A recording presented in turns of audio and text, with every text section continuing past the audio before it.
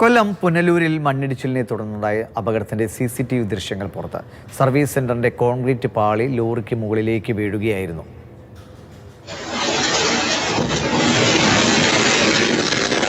അപകടത്തിൽ service centre ജീവനക്കാരനായ വന്മള സ്വദേശി സിജു തോമസിന് ജീവൻ നഷ്ടമായിരുന്നു.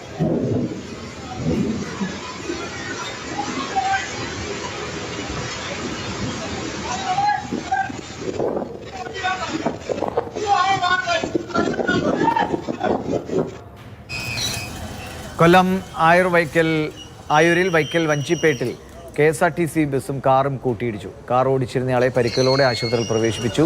ഇടിയുടെ ആഘാതത്തിൽ കാർ റോഡിന്റെ വശത്തെ താഴ്ചയിലേക്ക് മറിഞ്ഞു.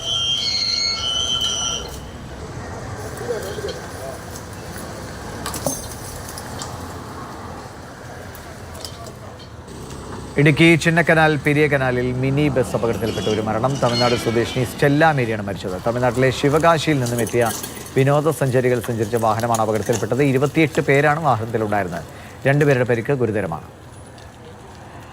ഇടുക്കിയിൽ ലോറി ഇടിച്ച് ബസ് മറിഞ്ഞു. തട്ടേക്കണ്ണി ഓഡിറ്റ് 1-ലാണ് അപകടം. യാത്രക്കാരെല്ലാവരുടെയും പരിക്ക് ഗുരുതരമല്ല.